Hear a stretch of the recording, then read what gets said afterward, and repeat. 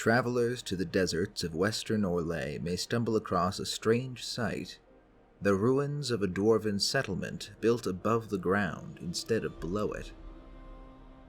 Those who know the dwarves will find this particularly bizarre, given that since ancient times venturing to the surface has been taboo among the dwarves.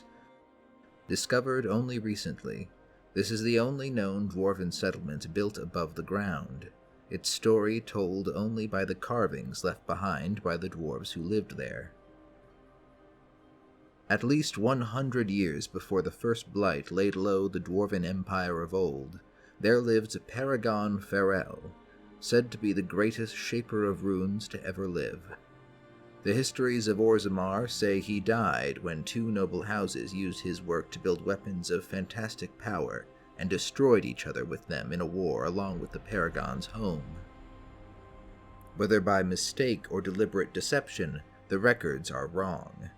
In reality, Paragon Farel was so grieved by the destructive results of his inventions that he resolved to build a new life away from the strife of dwarven wars, taking his entire house and several others with him to the surface. They emerged in the deserts west of modern Orlais, the wasteland now known as the Hissing Wastes. Under the Paragon's leadership, the dwarves carved out a thaig as great as any to be found below the earth. They called it Repartha, a name that in the old tongue of dwarves means a place where we may meet in peace. Paragon Farel ruled the thaig for many years. Upon his deathbed he called his two sons to him and made them swear to each take care of his brother. His sons mourned their father and built a great tomb for him, locking away his greatest works. Each ruled half the thaig for a time, but they quarreled and disagreed bitterly over how the thaig should be ruled. Eventually, their arguments became so heated that they dueled and one killed the other. The surviving son entombed his brother and inscribed his regrets into the walls of the thaig. This is the tale of Farel, paragon among paragons, father of two sons, who, against their father's wishes, fought from foolish words and foolish pride. For pride these halls were made, to honor a father's deeds and grieve his loss, and for loss these halls were made, to honor a brother mourned.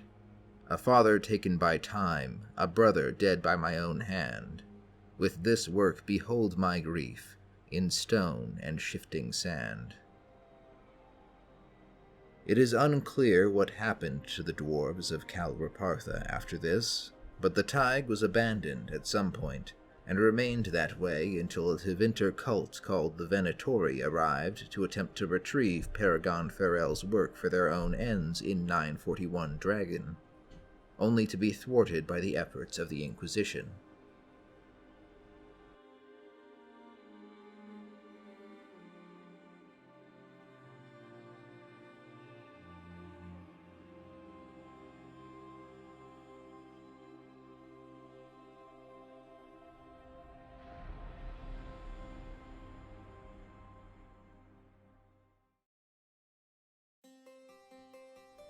Short but sweet.